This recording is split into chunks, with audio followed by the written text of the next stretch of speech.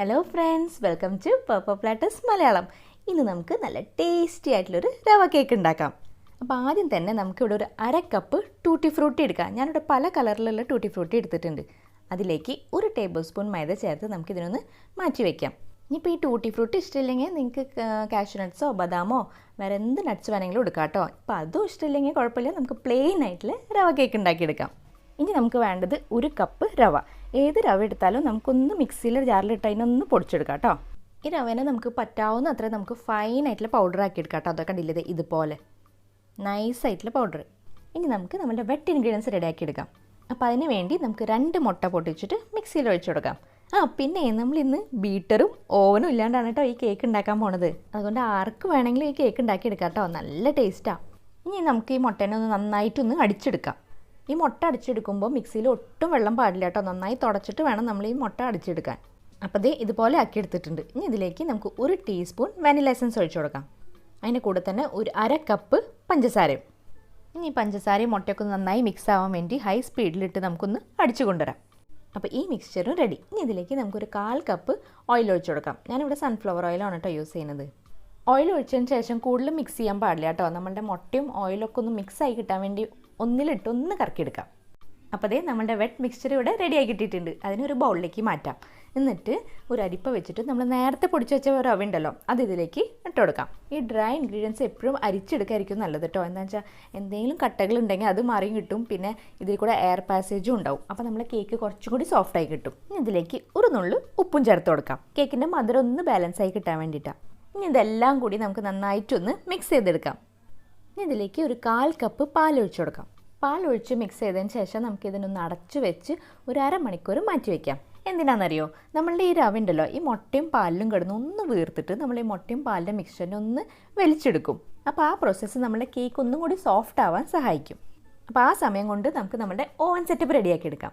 അതിന് വേണ്ടി ഇവിടെ ഒരു പാൻ എടുത്തിട്ടുണ്ട്. അതിലേക്ക് നമുക്ക് കുറച്ച് ഉപ്പ് വിതറി കൊടുക്കാം. ഈ ഉപ്പ് തന്നെയാട്ടോ ഞാൻ എല്ലാ കേക്ക് ഉണ്ടാക്കാൻ വേണ്ടി ഉപയോഗിക്കുന്നത്. ഇതിലേക്ക് ഒരു സ്റ്റാൻഡ് വെച്ച് കൊടുത്തിട്ട് നമുക്കിതിനൊന്ന് അടച്ചു വെച്ച് ഒരു 10 മിനിറ്റ് ലോ ടു മീഡിയം ഫ്ലെയിമിലിട്ട് പ്രീ ഹീറ്റ് ചെയ്തെടുക്കാം, ഒന്ന് ചൂടാക്കിയെടുക്കാം. ഈ അടുപ്പിലുണ്ടായിരുന്ന ഹോളും നമുക്കൊന്ന് അലുമിനിയം ഫോയിൽ വെച്ച് അടച്ചു കൊടുക്കാം കേട്ടോ. അപ്പോൾ ചൂട് ഒട്ടും പുറത്ത് പോവില്ല. ഇനി നമുക്ക് നമ്മളുടെ കേക്ക് ടിൻ റെഡിയാക്കി എടുക്കാം. അതിന് വേണ്ടി ഇവിടെ ഒരു 6 ഇഞ്ചിൻ്റെ കേക്ക് പാൻ എടുത്തിരിക്കണം കേട്ടോ. ഈ ടിന്നെ നമുക്ക് ഓയിൽ കൊണ്ട് ബ്രഷ് ചെയ്തതിന് ശേഷം ഇതിലേക്ക് ഒരു ബട്ടർ പേപ്പർ വെച്ച് കൊടുക്കാം. ഇപ്പോൾ ബട്ടർ പേപ്പർ ഇല്ലെങ്കിൽ മൈദ ആയാലും ഇട്ട് കൊടുത്താൽ മതി. മൈദ സ്പ്രെഡ് ചെയ്ത് കൊടുത്താലും നമ്മളുടെ കേക്ക് ഒട്ടിപ്പിടിക്കില്ല കേട്ടോ. അതുകൊണ്ട് ബട്ടർ പേപ്പർ ഇല്ലയെന്ന് വിചാരിച്ച് വിഷമിക്കണ്ട.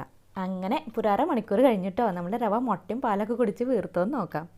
നോക്കിയേ, ഇപ്പോൾ നേരത്തേക്കാളും നല്ലോണം തിക്കായിട്ട് വന്നിട്ടില്ലേ? നമ്മൾ നോർമൽ കേക്കിൻ്റെ ഒരു ബാറ്ററിൻ്റെ ടെക്സ്ചർ ഉണ്ടല്ലോ, ഒരു ഇങ്ങനെ റിബൺ പോലെ അതുപോലെ ആയിട്ടുണ്ട്, കണ്ടില്ലേ? ഇനി ഇതിലേക്ക് കുറച്ച് സാധനങ്ങളും ചേർത്ത് കൊടുക്കാം. ഒരു അര ടീസ്പൂൺ ഏലക്കപ്പൊടി. ഇത് നിർബന്ധമില്ല കേട്ടോ, നിങ്ങളുടെ കയ്യിൽ ഉണ്ടെങ്കിൽ ഇട്ടാൽ മതി. റവയും ഏലക്കപ്പൊടി നല്ലൊരു കോമ്പിനേഷനാണ്.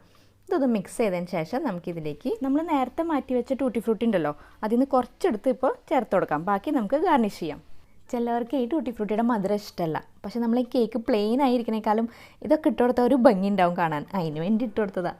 പിന്നെ നമ്മൾ ഈ ടൂട്ടി ഫ്രൂട്ടിയിൽ നേരത്തെ മൈദ ചേർത്ത് കൊടുത്തതേ നമ്മുടെ കേക്ക് ബേക്കായി വരുമ്പോൾ ഈ ടൂട്ടി ഫ്രൂട്ടി ചിലപ്പോൾ താഴെ പോയിരിക്കും, അത് ഇല്ലാണ്ടിരിക്കാൻ വേണ്ടിയിട്ടാണ് കേട്ടോ. ഇനി നമ്മൾ ഈ ബാറ്ററിൻ്റെ തിക്നെസ് അഡ്ജസ്റ്റ് ചെയ്യാൻ വേണ്ടി നമുക്ക് പാൽ ഒഴിച്ചു കൊടുക്കാം. നമ്മൾ ബാറ്റർ കുറച്ച് കൂടുതൽ തിക്കായി തോന്നിയാൽ നമുക്ക് ഓരോ ടീസ്പൂൺ പാൽ ആഡ് ചെയ്തിട്ട് ഒന്ന് മിക്സ് ചെയ്തതിന് ശേഷം ബാറ്ററിൻ്റെ കൺസിസ്റ്റൻസി കറക്റ്റാക്കി എടുക്കാം. ഇനി ഇതിലേക്ക് നമുക്ക് 1 ടീസ്പൂൺ ബേക്കിംഗ് പൗഡറും ഒരു നുള്ളു ബേക്കിംഗ് സോഡയും ചേർത്ത് കൊടുക്കാം. ബേക്കിംഗ് സോഡ ഇല്ലെങ്കിലും കുഴപ്പമില്ല കേട്ടോ. ഇനി എല്ലാ ഇൻഗ്രീഡിയൻസും ഒന്ന് യോജിപ്പിച്ചതിന് ശേഷം നമ്മൾ നേരത്തെ റെഡിയാക്കി വെച്ച കേക്ക് പാൻ ഉണ്ടല്ലോ, അതിലേക്ക് ഈ ബാറ്റർ ഒഴിച്ചു കൊടുക്കാം. ഇനി ഒരു ടൂത്ത് പിക്കോ സ്ക്യൂറോ വെച്ച് നമുക്ക് ഇതിലേക്കൂടെ ഒന്ന് ലൈൻസ് വരച്ചു കൊടുക്കാം. ടാപ്പ് ചെയ്ത് കൊടുത്താലും കുഴപ്പമില്ല, പക്ഷേ ടൂട്ടി ഫ്രൂട്ടി ഇട്ടിട്ടുള്ളതുകൊണ്ട് കുറച്ചും കൂടി സേഫ് ഇങ്ങനെ ലൈൻസ് വരച്ചു കൊടുക്കണതാണ്. അപ്പോൾ ഈ ബാറ്ററിൽ എയർ ബബിൾസ് ഒക്കെ ഉണ്ടെങ്കിൽ ഒന്ന് പോയി കിട്ടും. ഇനി ഇതിൻ്റെ മുകളിൽ നമുക്ക് ബാക്കി വന്ന ടൂട്ടി ഫ്രൂട്ടി വെച്ച് ഗാർണിഷ് ചെയ്യാം. ഇനി നമ്മുടെ ഓവൻ സെറ്റപ്പ് നല്ല ചൂടായിരിക്കുക കേട്ടോ. ഇനി അതിലേക്ക് നമുക്ക് ഈ പാനിനൊന്ന് ഇറക്കി വെക്കാം. കറക്റ്റ് സെൻറ്ററിലാക്കി നമ്മൾ ഫ്ലെയിമിൻ്റെ മുകളിൽ തന്നെ വെക്കണം കേട്ടോ.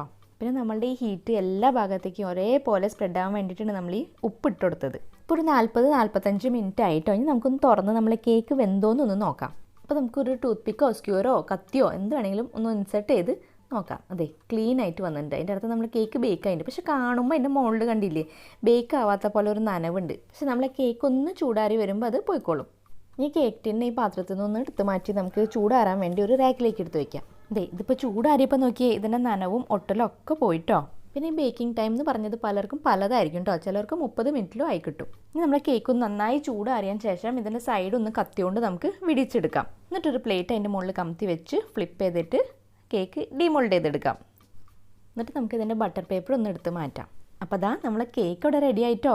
ഈ കേക്കിൻ്റെ സൈഡ് കാണാൻ നല്ല ഭംഗിയാട്ടോ, നല്ല മൊരിഞ്ഞ് ബ്രൗൺ കളറായി കിട്ടും. പിന്നെ ഒരു കാര്യം ഉണ്ട് കേട്ടോ, നമ്മൾ ഈ റവ കേക്ക് നമ്മളെ മൈദ കേക്കിൻ്റെ അത്ര സ്പഞ്ചി ആവില്ല.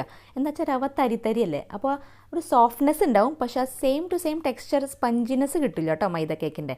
പക്ഷേ ടേസ്റ്റ് അപാരാട്ടോ, നല്ല സൂപ്പർ ഉഗ്രൻ ടേസ്റ്റാണ്. അപ്പോൾ നിങ്ങൾ എന്തായാലും ഈ റെസിപ്പി ഇഷ്ടമായെങ്കിൽ പ്ലീസ് ഒന്ന് ട്രൈ ചെയ്യാം കേട്ടോ.